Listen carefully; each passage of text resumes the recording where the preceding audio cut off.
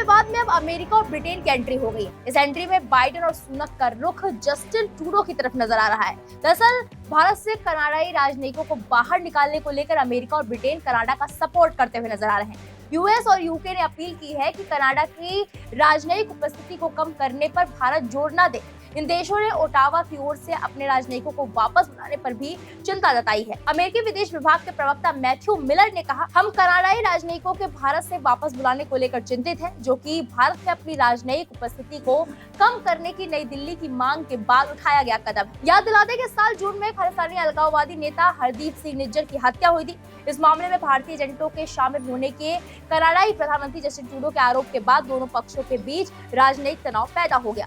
America का कहना है कि उसने कनाडा के आरोपों को गंभीरता से ले लिया। वॉशिंगटन और लंदन ने भारत से हत्या मामले की जांच में कनाडा का सहयोग करने की अपील की। हालांकि पश्चिमी देश इस विवाद को लेकर अब तक भारत की खुले तौर पर निंदा करने से बचते रहे हैं। जानकारों का कहना है कि यूके और यूएस भारत के साथ संबंधों को नुकसान नहीं पहुंचाना चाहते।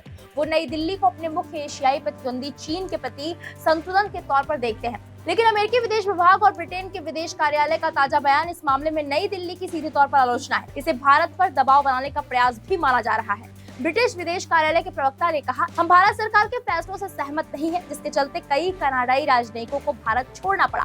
राजनयिकों की सुरक्षा प्रदान करने वाले विशेष अधिकारों को एक तरफा हटाना वियना समझौते के तहत नहीं है। भारत ने कनाडाई राजनयिकों की वापसी को अंतर्राष्ट्रीय मानदंडों के उल्लंघन के रूप में पेश करने की कनाडा की कोशिशों को खारिज किया। विदेश मंत्रालय ने कहा कि दो तरफा राजनयिक समानता सुनिश्चित करना पूरी तरह से राजनयिक संबंधों को लेकर हुई वियना संधि के प्रावधानों के अनुरूप है। भारत की टिप्पणी कनाडा के विदेश मंत्री मेलोनी जोली की ओर से भारत से राजनयिकों की वापसी की घोषणा के बाद आई है, जिसमें उन्होंने नई दिल्ली की कार्रवाई को अंतर्राष्ट्रीय कानून के विपरीत और राजनयिक संबंधों पर वियना संधि का उल्लंघन बताया।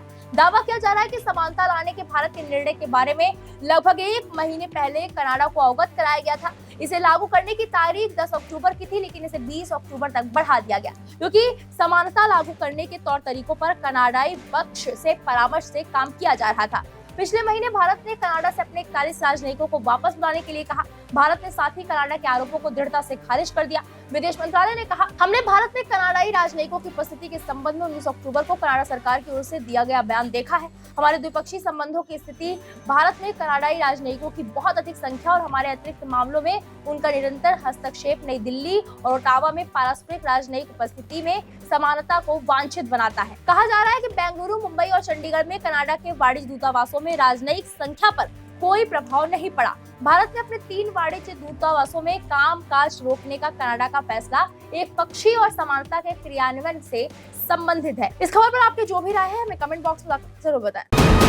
वीके न्यूज, राष्ट्र के नाम।